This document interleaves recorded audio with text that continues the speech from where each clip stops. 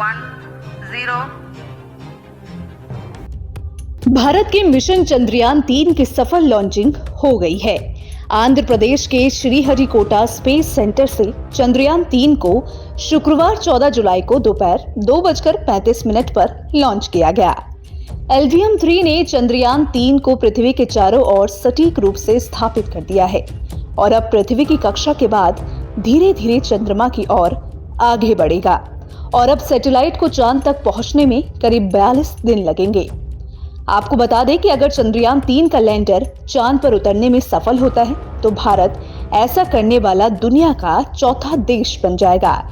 इससे पहले अमेरिका, रूस और चीन चांद पर अपना स्पेसक्राफ्ट उतार चुके हैं।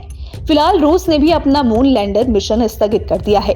इससे पहले साल 2022 में भी रूस का मिशन तकनीकी खराबी की वजह से टल गया था और ऐसे में भारत के चंद्रयान-3 के पास रूस से पहले चांद पर उतरने का मौका है।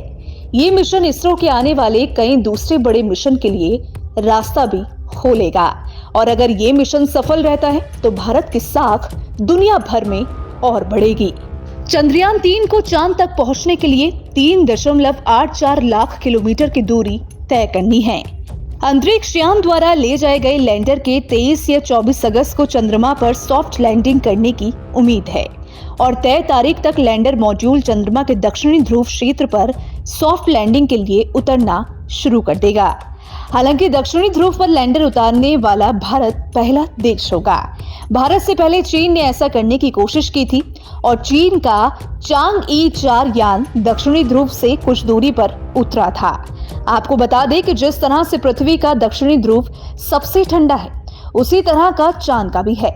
चांद के दक्षिणी ध्रुव पर अगर कोई अंतरिक्ष यात्री खड़ा होगा तो उसे सूर्य क्षितिज की रेखा पर नजर आएगा और वो चांद की सतह से लगता हुआ और चमकता हुआ नजर आएगा।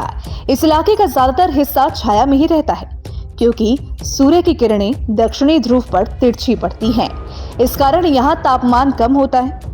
पहले चंद्रयान-2 और अब चंद्रयान-3 के जरिए इसरो चांद के दक्षिणी ध्रुव तक पहुंचने की कोशिशों में लगा हुआ है। ये चांद की वो जगह है जहां अब तक कोई भी पहुंच नहीं सका है।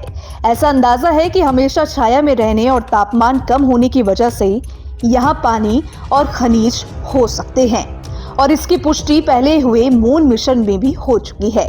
अगर चंद्रयान-3 के जरिए दक्षिणी ध्रुव पर पानी और खनिज की मौजूदगी का पता चलता है तो ये अंतरिक्ष विज्ञान के लिए बड़ी कामयाबी साबित हो सकती है।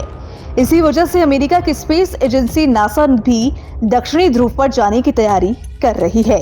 साल 2019 में नासा की एक रिपोर्ट आई थी और इसमें कहा गया था कि चांद के संदेखे हिस्से पर पानी होने की संभावनाओं के कारण ही यहाँ अंतरिक्ष यात्री भेजे जाएंगे।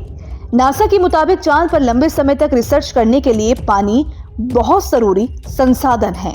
इसके साथ ही इस हिस्से पर और भी प्राकृतिक संसाधन होने की संभावना जताई गई है। Bureau report, team news nation.